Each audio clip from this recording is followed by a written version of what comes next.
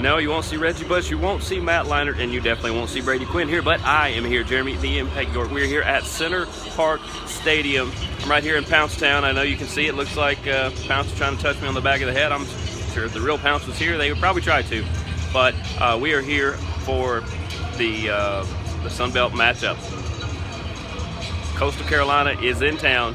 They are the Chanticleers. Hope I said that right. Or the Chanticleers or the Chanticleers. It doesn't matter. It's a turquoise-looking rooster. Can't make that up. Pretty cool, though, if you actually read up what one is. But there are a lot of things we want to talk about. Obviously, this is the pre-show. We will talk about some fun things. We will talk about the halftime recap when we get to that later on today. And then hopefully in the post-game, we'll be talking about the Panthers' victory. I think very much we can get something like that. We will see. Because the Chanticleers, Coastal Carolina, they come in at 5-0. They just beat Georgia Southern. Not a bad team. But, you know, we had the victories. We just come off the victory over Troy, at Troy. That was a good game. It was an interesting press conference for those of you who didn't see it.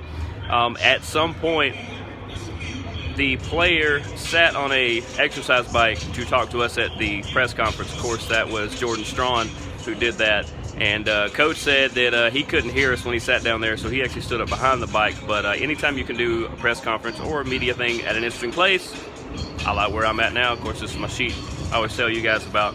It is a fun thing. Now, shout out to all you guys who are watching live, all you people who will watch later. We definitely appreciate it. Let's start with Georgia State right now. Obviously, everything starts on offense with Quad Brown, Cornelius Brown, the fourth, which is kind of weird. I know a few other people that are fourths. I'm going to start calling them Quad. But everything, the redshirt freshman, it doesn't end there, but it starts there.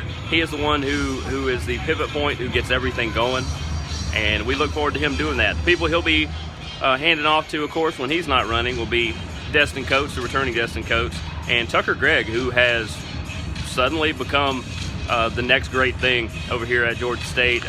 Always fun to watch Tucker run, and super young man.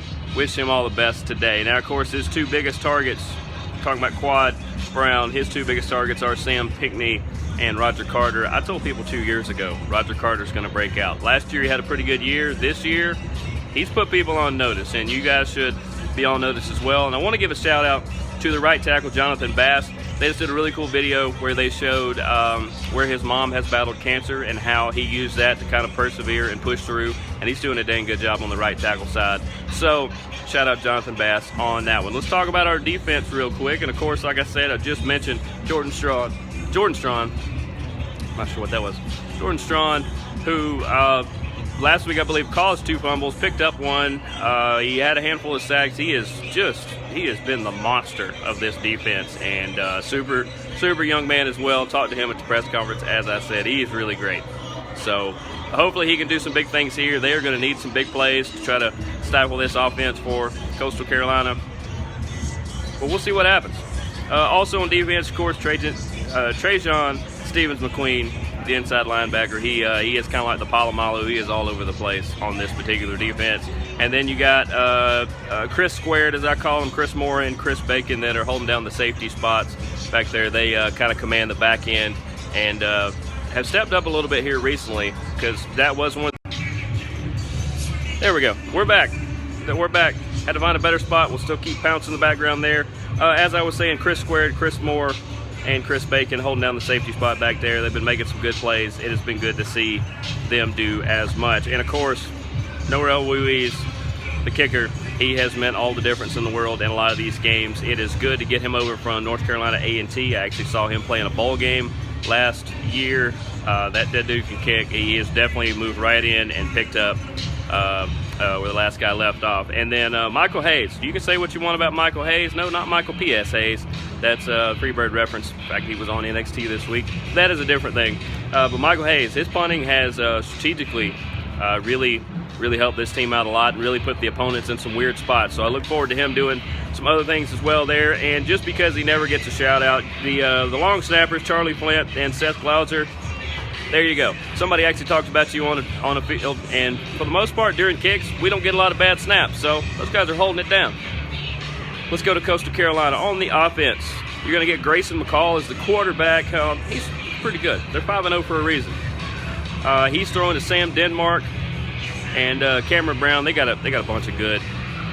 I got a bunch of good receivers. It'll be interesting to see if we can. I don't know if man or zone's going to work here, but whatever we got to do to stifle them.